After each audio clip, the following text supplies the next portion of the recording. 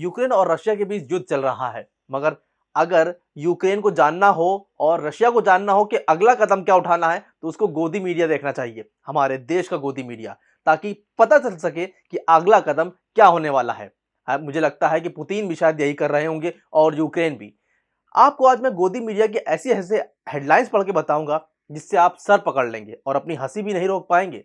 और बात करेंगे उसकी भी जो 1990 में हुआ था कुवैत में, जब 2 लाख से भी ज्यादा जो वहां पर फंसे हुए लोग थे, भारतीय थे, उनको निकाला गया था। तब क्या इतना ढिंढोरा पीटा गया था, मगर यहाँ तो 20,000 जो यात्री हैं जो वहां पर भारतीय फंसे हैं, उनको भी निकाल पाने में सरकार सक्षम नहीं हो पा रही है। नमस्कार, अस्सलाम वालेकुम, मेरा नाम है नदीम खान और आप देखना शुरू कर चुके हैं देसी बातें सिर्फ इंडियन पत्रिका पर। गोदी मीडिया, मुझे तो लगता है कि पुतिन और यूक्रेन के राष्ट्रपति भी इस वक्त भारत की गोदी मीडिया देख रहे होंगे कि उनको अगला कदम क्या उठाना है। वो इंटरनेशनल मीडिया को यही बता रहे होंगे कि हम पहले भारतीय मीडिया को देख लेंगे, उसकी हेडलाइंस देख लेंगे, उसके बाद ही अगला कदम बताएंगे।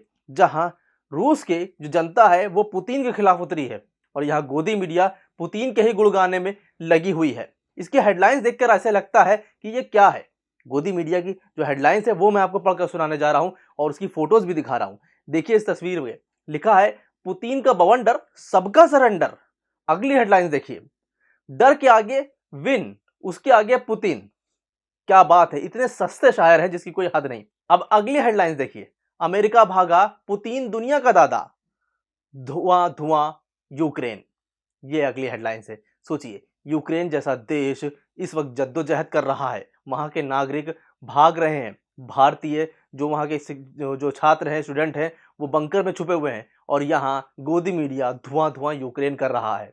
हद है। इसी को लेकर रवीश कुमार ने भी गोदी मीडिया को तो लताड़ लगाई लगाई, साथ में मोदी गवर्नमेंट को भी घेरा है। रवीश कुमार ने अपने फेसबुक पोस्ट में लिखा, यूक्रेन से अपने नागरिकों को निकालने के लिए एडवाइजरी जारी करने में भारत ने काफी देर कर दी।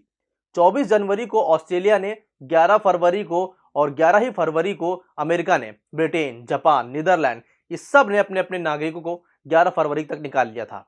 24 घंटे के भीतर यूक्रेन छोड़ने के लिए भी कह दिया था बाकियों को। उसके अगले दिन यानी 12 फरवरी तक बाकी नागरिक, वहां से 1 दर्जन से ज्यादा नागरिक निकाल लिए गए थे।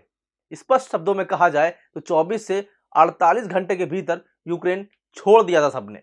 लेकिन भारत बिल्कुल सक्रिय नहीं था। भारत 15 फरवरी को पहली बार एडवाइजरी जारी करी और वो भी सिर्फ वैकल्पिक।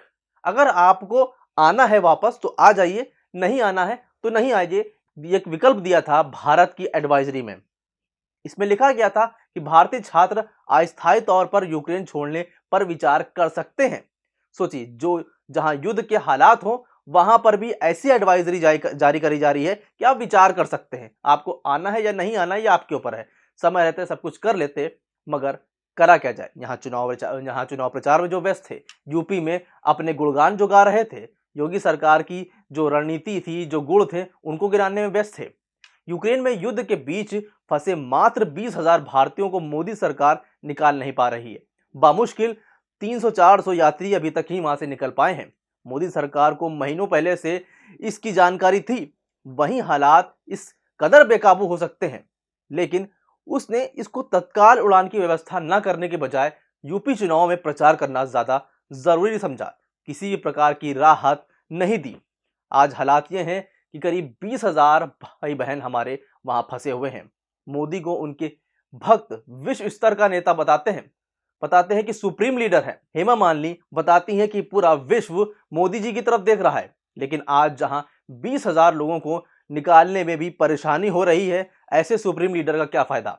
अगर आप सब ने एयरलिफ्ट देखी हो तो आपको 1990 का वो दशक याद होगा जब भारत सरकार ने 2.25 लाख लोगों को रेस्क्यू किया था।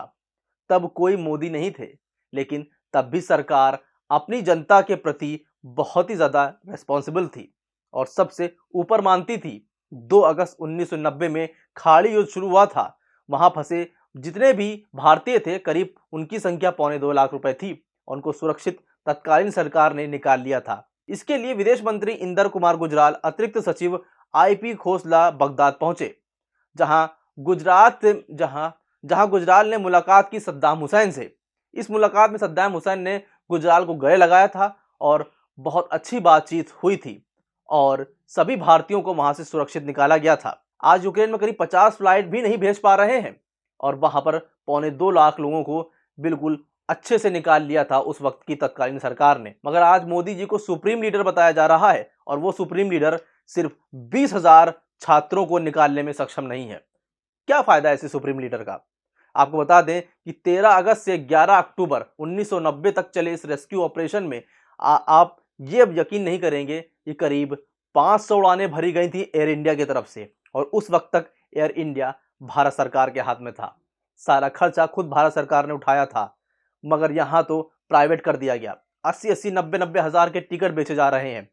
उनमें से एक भी फ्लाइट के बारे में ये आपको ये सुनने को नहीं मिला होगा कि फंसे हुए लोगों को दुगना किराया लिया गया। उस वक्त बिल्कुल ऐसा नहीं हुआ था। और जो यहाँ के अंधभक्त हैं वो शायद आपको ये भी कहते दिख जाएंगे कि खाली फ्लाइट भेजने का तर्क देते हुए दिख जाएंगे, कहते जाएंगे कि खाली फ्लाइट ले जाने से अच्छा है इसीलिए दुगना किराया वसूला जा रहा है। और ये सिद्ध भी कर देंगे वो कि इसके भी अपने ही फायदे हैं और गोदी मीडिया भी सिद्ध कर देगा।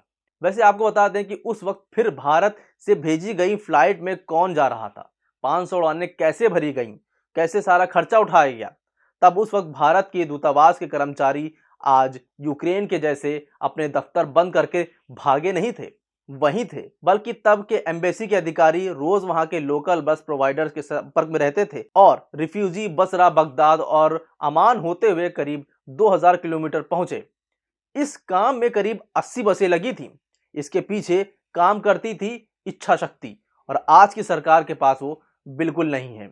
ऐसा लगता है कि चुनाव ज्यादा इंपॉर्टेंट हो गया है बजाय इसके कि यूक्रेन से किस तरीके से निकाला जाए। इतना लेट कर दिया। अगर समय रहते सही कदम उठा लेती भारत सरकार, चुनाव को तवज्जो ना देते हुए अगर हमारे देश के रक्षा मंत्री, हमारे देश के प्रधानमंत्री, हमारे देश के गृह मंत्री सही वक्त पर सही फैसला ले लेते तो आज यूक्रेन में अभी तक हमारे 20,000 छात्र, 20,000 भाई बहन वहां फंसे ना होते। 1990 का दशक हमें याद करना चाहिए जब हम 2.25 लाख लोगों को 500 उड़ानें भरकर ले आए थे और यहाँ 20,000 नहीं निकाले जा रहे हैं। फिलहाल आपका क्या कहना है इस पूरी खबर पर, हमें कमेंट करके जरूर बताइए। बाकी देखते रहिए इंडियन पत्रिका। अभी के लिए बस इतना ही। नमस्कार, खुदा हाफिज, जय हिंद।